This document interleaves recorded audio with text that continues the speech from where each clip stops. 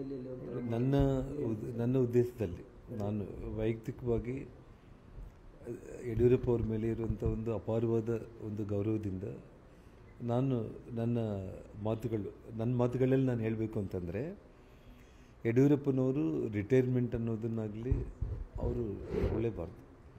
ಮತ್ತು ಏನು ಹಿಂದೆ ಅವರೇನು ಯಡಿಯೂರಪ್ಪ ಅವರು ಗರ್ಜಿಸಿದ್ರೆ ವಿಧಾನಸಭೆನೇ ನಡುಗುತ್ತೆ ಅನ್ನೋಂಥ ಒಂದು ವಿಚಾರ ಇತ್ತು. ಅವ್ರು ಯಾವತ್ತಿಗೂ ಕೂಡ ಅವರು ರಾಜಕಾರಣದಲ್ಲಿ ಇರಬೇಕನ್ನೋದೇ ನನ್ನ ಒಂದಿದು. ಯಾಕೆಂದರೆ ಅಧಿಕಾರದಲ್ಲಿ ಇರಲಿ ಪ್ರತಿಪಕ್ಷದಲ್ಲಿ ಇರಲಿ ಅವರಿಂದ ಇಡೀ ರಾಜ್ಯಕ್ಕೆ ಒಳ್ಳೆಯದಾಗುವಂಥ ಒಂದು ಕೆಲಸಗಳು ಬಹಳಷ್ಟು. ಇವತ್ತು ನಾನು ಹಿಂದೆ ಕೂಡ ಅವ್ರ ಜೊತೆಯಲ್ಲಿ ಮಂತ್ರಿಯಾಗಿ ಕೆಲಸ ಮಾಡೋ ಟೈಮ್ನಲ್ಲಿ ರಾಜ್ಯದ ಅಭಿವೃದ್ಧಿ ದೃಷ್ಟಿಯಿಂದ ಇವತ್ತು ನಾನು ಗುಲ್ಬರ್ಗ ಏರ್ಪೋರ್ಟ್ ಇರ್ಬೋದು, ಅಥವಾ ನಮ್ಮ ಬಿಜಾಪುರ ಇರ್ಬೋದು, ಬಳ್ಳಾರಿ ಏರ್ಪೋರ್ಟ್ ಇರ್ಬೋದು, ಶಿವಮೊಗ್ಗ ಏರ್ಪೋರ್ಟ್ ಕೂಡ ನಾನು ಅವ್ರ ಜೊತೆಯಲ್ಲೇ ಹೋಗಿ ಅದಕ್ಕೆ ಶಂಕುಸ್ಥಾಪನೆ ಮಾಡಿರುವಂಥದ್ದು ಮೊನ್ನೆ ಮೋದಿಯವರು ಬಂದು ಉದ್ಘಾಟನೆ ಮಾಡಿದ್ದು. ಸೊ ನಾನು ಒಬ್ಬ ಮೂಲಭೂತ ಸೌಲಭ್ಯ ಸಚಿವನಾಗಿ ಸುಮಾರು ನಮ್ಮ ರಾಜ್ಯದಲ್ಲಿ 23 ಏರ್ಪೋರ್ಟ್ಗಳು ನಿರ್ಮಾಣ ಮಾಡಲಿಕ್ಕೆ ಅಂತೇಳಿ ನಾನು ನಿರ್ಣಯ ತಗೊಂಡಿದ್ದೆ. ಅದರಲ್ಲಿ ತಾವು ಇವಾಗ ಗುಲ್ಬರ್ಗ, ಬಿಜಾಪುರ, ಬಳ್ಳಾರಿ, ಶಿವಮೊಗ್ಗ ಹೊಸ ಏರ್ಪೋರ್ಟ್ಗಳಾದರೆ, ಮೈಸೂರು, ಬೆಳಗಾಮು ಇವೆಲ್ಲವುದನ್ನು ಕೂಡ ಫರ್ದರ್ ಡೆವಲಪ್ಮೆಂಟ್ ಮಾಡುವಂಥ ಕೆಲಸ ಆವಾಗ ನಾನು ಮಾಡಿದೆ. ಮಂಗಳೂರು ಅಂತಾರಾಷ್ಟ್ರೀಯ ವಿಮಾನ ನಿಲ್ದಾಣ ಮಾಡಿದೆ.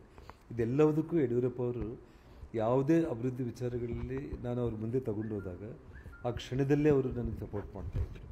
ಮತ್ತು ಅಂಥ ಮಹಾನ್ ವ್ಯಕ್ತಿ, ಒಬ್ಬ ರಾಜಕಾರಣಿ, ಮತ್ತು ಅಂಥವರು ಈ ರಾಜ್ಯದಲ್ಲಿ ನಿಜವಾಗ್ಲೂ ಕೂಡ ನಾನು ಹೇಳಬೇಕು ಅಂತಂದರೆ ಅದು ಮಾತುಗಳಲ್ಲಿ ಹೇಳೋದಕ್ಕೆ ಸಾಧ್ಯನೇ ಇಲ್ಲ. ಮತ್ತೆ ಹುಟ್ಟಬೇಕೆಂದ್ರೆ ಯಡಿಯೂರಪ್ಪನೇ ಹುಟ್ಟಬೇಕು. ಹಾಗಾಗಿ ಅಂಥವರು ಅವರು ನಿವೃತ್ತಿ ಅನ್ನೋದಕ್ಕಿಂತನೂ ಅವರು ರಾಜಕೀಯದಲ್ಲಿ ಮುಂದುವರೆದ್ರೇ ರಾಜ್ಯದ ಜನರಿಗೆ ಒಳ್ಳೆಯದಾಗುತ್ತೆ. ಖಂಡಿತವಾಗ್ಲೂ ಕೂಡ ಅವರು ಸ್ಪರ್ಧೆ ಮಾಡಬೇಕು, ಸಾರ್ವಜನಿಕ ಬದುಕಲ್ಲಿ ಇರಬೇಕು, ಅಸೆಂಬ್ಲಿಯಲ್ಲಿ ಅವರು ಇರಬೇಕು. ಅವರು ಭಗವಂತ ಇವತ್ತು 80 ವರ್ಷ ಆಗಿದೆ ಅಂತೇಳಿ ಹೇಳ್ತಾ ಇದ್ದಾರೆ. ಅವ್ರು 80 ವರ್ಷ ವಯಸ್ಸಾದರೂ ಕೂಡ ಇವತ್ತು 50 ವರ್ಷ ಇರುವಂಥ ವ್ಯಕ್ತಿಗಳ ಜೊತೆ ಅಂದರೆ ನನ್ನಂಥವ್ರ ಜೊತೆಯಲ್ಲೂ ಕೂಡ ಕಾಂಪಿಟೇಟ್ ಮಾಡಿ ಕೆಲಸ ಮಾಡುವಷ್ಟು ಎನರ್ಜಿ ಭಗವಂತ ಅವ್ರು ಕೊಟ್ಟಿದ್ದಾನೆ. ಹಾಗಾಗಿ ಅವರು ಚುನಾವಣೆಯಲ್ಲಿ ಇರೋದಕ್ಕೆ ಸೂಕ್ತ.